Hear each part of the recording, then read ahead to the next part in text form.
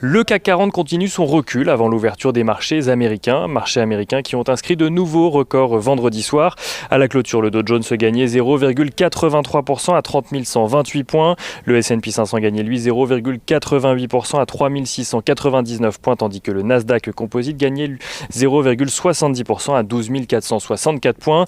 À noter que le Russell 2000, qui suit de son côté les valeurs moyennes aux États-Unis, a gagné 2,3% à 1892 points.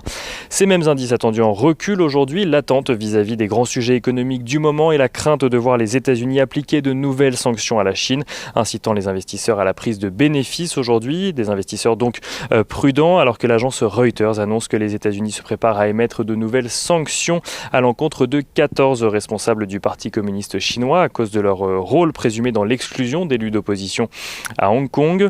Les États-Unis qui voient également les négociations patiner sur un éventuel plan de relance budgétaire, alors que Joe Biden a lui aussi appelé à trouver un accord pour venir soutenir l'économie américaine dans la foulée du rapport sur l'emploi du département du travail vendredi.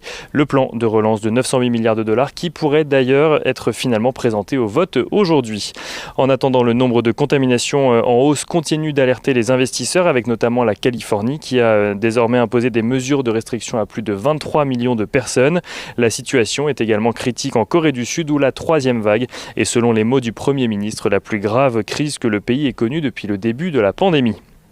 Dans ce contexte, les investisseurs sont notamment dans l'attente de l'étude du vaccin développé par Pfizer par la FDA qui doit normalement rendre son verdict ce jeudi. Et à noter que jeudi, c'est également le jour du compte-rendu de la prochaine réunion de politique monétaire de la BCE, ce qui vient rajouter à l'attentisme sur les marchés. Pour de nombreux investisseurs, il est acquis ou presque que celle-ci débloque 500 nouveaux milliards d'euros afin de venir renforcer son programme de rachat d'actifs. Et rapidement, on regarde ce qui se passe du côté des valeurs à Wall Street.